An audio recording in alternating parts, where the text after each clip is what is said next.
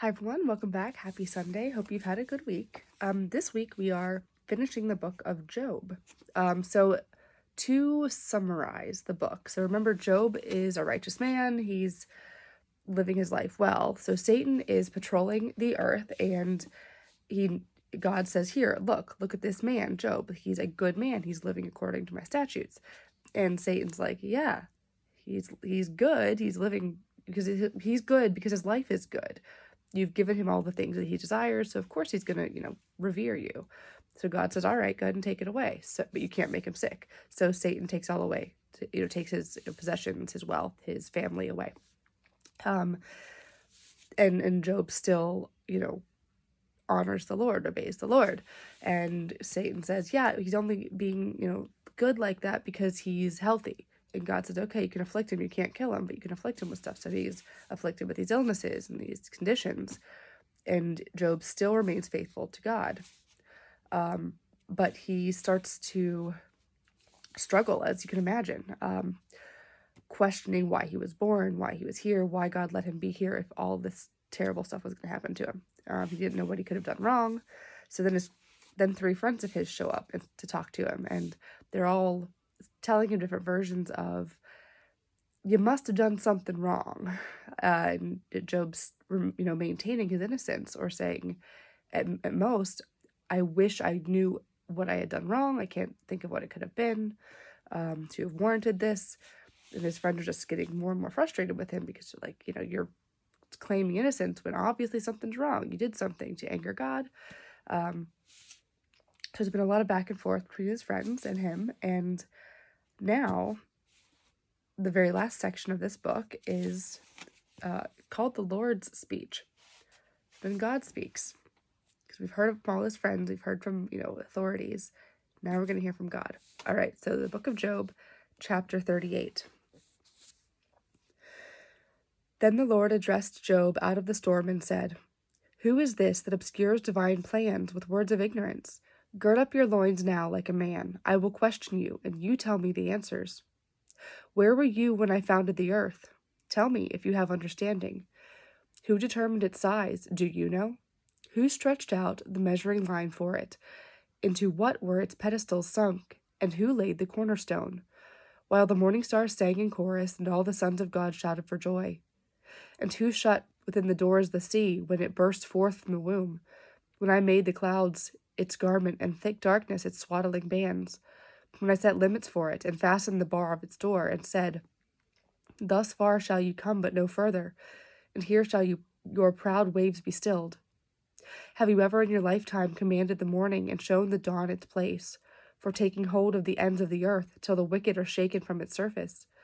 The earth is changed as is clay by the seal, and dyed as though it were a garment. But from the wicked the light is withheld, and the arm of pride is shattered. Have you entered into sources of the sea, or walked about the depths of the abyss? Have the gates of death been shown to you, or have you seen the gates of darkness? Have you comprehended the breadth of the earth? Tell me, if you know all. Which is the way to the dwelling place of light, and where is the abode of darkness, that you may take them to their boundaries, and set them on their homeward paths? You know, because you were born before them, and the number of your years is great. Have you entered the storehouse of the snow, and seen the treasury of the hail, which I reserve for times of stress, for the days of war and of battle? Which way to the parting of the winds, whence the earth winds spread over the earth? Who has laid out a channel for the downpour, and for the thunderstorm a path to bring rain to no man's land, the unpeopled wilderness, to enrich the waste and desolate ground till the desert blooms with verdure? Has the rain a father, or who has begotten the drops of dew? Out of whose womb comes the ice, and who gives the hoarfrost its birth in the skies? When the waters lie covered as though with stone that holds captive the surface of the deep? Have you fitted a curb to the Pleiades, or loosed the bands of Orion? Can you bring forth the Mazzaroth in their season, or guide the bear with its train? Do you know the ordinance of the heavens? Can you put into effect their plan on the earth? Can you raise your voice among the clouds, or veil yourself in the waters of the storm? Can you send forth the lightnings on their way, Or will they say to you, 'Here we are'? Who counts the clouds in his wisdom, or who tilts the water jars of heaven, so that the dust of earth is fused into a mass and its clods made soil? Do you hunt the prey for the lioness, or appease the hunger of her cubs, while they crouch in their dens or lie in wait in the thicket? Who puts wisdom in the heart and gives the rooster its understanding? Who provides nourishment for the ravens when their young ones cry out to God, and they rove abroad without food? Chapter 39. Do you know about the birth of the mountain goats? Watch for the birth pangs of the hinds. Number the months that they must fulfill and fix time for their bringing forth. They crouch down and bear their young, they deliver their progeny in the desert. When their offspring thrive and grow, they leave and do not return. Who has given the wild donkey his freedom, and who has loosed him from bonds? I have made the wilderness his home, and the salt flats his dwelling. He scoffs at the uproar of the city and hears no shouts of a driver. He ranges the mountains for pasture and seeks out every patch of green. Will the wild ox consent to serve you and to pass the nights by your manger? Will a rope bind him in the furrow, and will he harrow the valleys after you? Will you trust him for his great strength and leave him to the fruits of your toil? And leave to him the fruits of your toil? Can you rely on him to thresh out your grain and gather in the yield of your threshing floor? The wings of the ostrich beat idly. Her plumage is lacking in pinions. When she leaves her eggs on the ground and deposits them in the sand, unmindful that a foot may crush them, that the wild beast may trample them, she cruelly disowns her young and ruthlessly makes naught of her brood.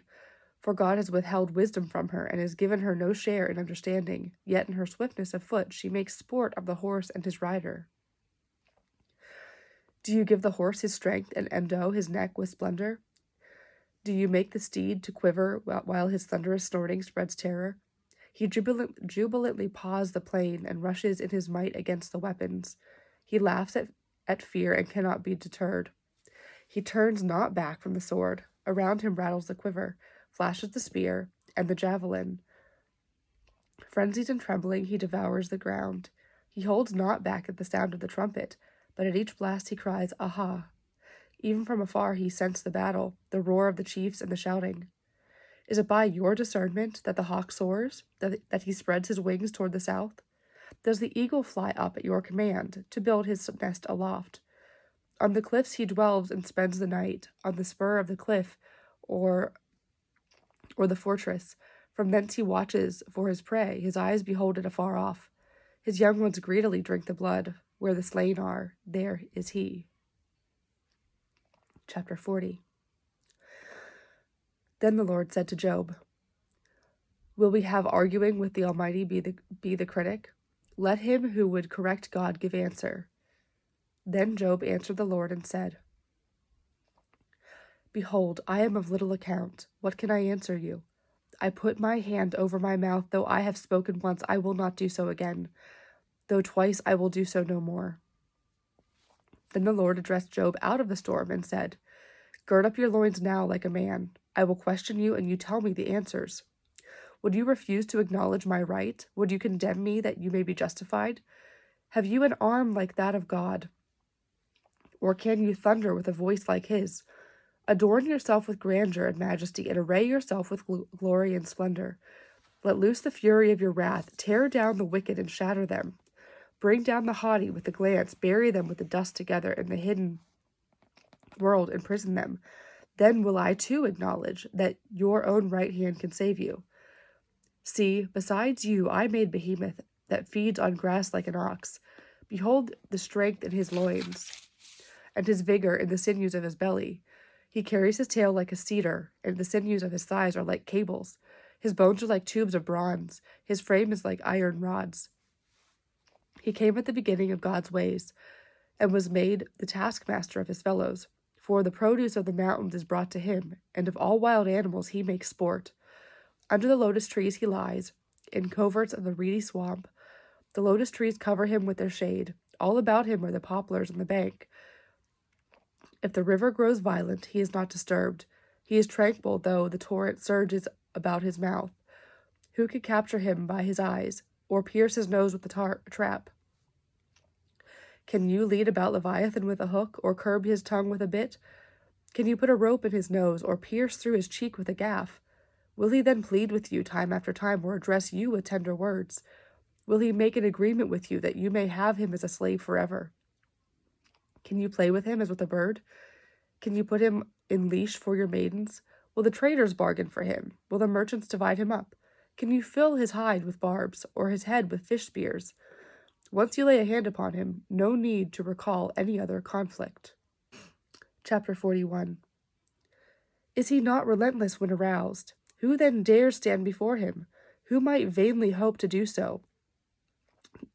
Whoever might vainly hope to do so need not only see him to be overthrown. Who has assailed him and come off safe? Who under all the heavens? I need hardly mention his limbs, his strength, and his fitness of armor. Who can strip off his outer garment or penetrate his double corslet? Who can force open the doors of his mouth, close to his terrible teeth? Rows of scales are on his back, tightly sealed together. They are not fitted each so close to the next, that no space intervenes, so joined one to another, that they hold fast and cannot be parted. When he sneezes, light flashes forth. His eyes are like those of the dawn. Out of his mouth go forth firebrands. Sparks of fire leap forth. From his nostrils issue stream as from a seething pot or bowl. His breath sets coals afire. A flame pours from his mouth. Strength abides in his neck, and terror leaps before him. His heart is hard as stone, his flesh as the lower millstone. When he rises up, the mighty are afraid. The waves of the sea fall back. Should the sword reach him, it will not avail, nor will the spear, nor the dart, nor the javelin. He regards iron as straw and bronze as rotten wood. The arrow will not put him to flight. Sling stones used against him are but straws. Clubs he esteems as splinters. He laughs at the crash of the spear. His belly is sharp as pottery fragments. He spreads it like threshing sledge upon the mire. He makes the depths boil like a pot. The sea he churns like perfume in a kettle. Behind him he leaves a shining path. You would think the deep had the hoary head of age. Upon the earth there is not his like. Intrepid he was made, and however lofty fear him. All, however lofty, fear him. He is king over all proud beasts. Chapter 42. Then Job answered the Lord and said, I know that you can do all things, and that no purpose of yours can be hindered. I have dealt with great things that I do not understand, things too wonderful for me, which I cannot know. I had heard of you by word of mouth, but now my eye has seen you. Therefore I disown what I have said, and repent in dust and ashes. Epilogue. Job's restoration. And it came to pass, after the Lord had spoken these words to Job, that the Lord said to Eliphaz the Temanite, I am angry with you and with your 2 friends, for you have not spoken rightly concerning me, as has my servant Job. Now therefore take 7 bullocks and 7 rams, and go to my servant Job, and offer up a holocaust for yourselves, and let my servant Job pray for you. For his prayer I will accept, not to punish you severely. For you have not spoken rightly concerning me, as has my servant Job. Then Eliphaz the Temanite, and Bildad the Shuhite, and Zophar the Naamathite went and did as the Lord had commanded them. And the Lord accepted the intercession of Job. Also the Lord restored the prosperity of Job after he had prayed for his friends. The Lord even gave to Job twice as much as he had had before. Then all his brethren and his sisters came to him, and all his former acquaintances, and they dined with him in his house. They condoled with him and comforted him for all the evil which the Lord had brought upon him, and each one gave him a piece of money and a gold ring. Thus the Lord blessed the latter days of Job more than the earlier ones. For he had 14,000 sheep, 6,000 camels, and 1,000 yoke of oxen, and 1,000 she-donkeys, and he had 7 sons and 3 daughters, of whom he called the first Jeremiah, the second Keziah, and the third Karen-Happuch. In all the land, no other woman were as beautiful as the daughters of Job, and their father gave them an inheritance among their brethren. After this, Job lived 140 years, and he saw his children, his grandchildren, and even his great-grandchildren. Then Job died, old and full of years.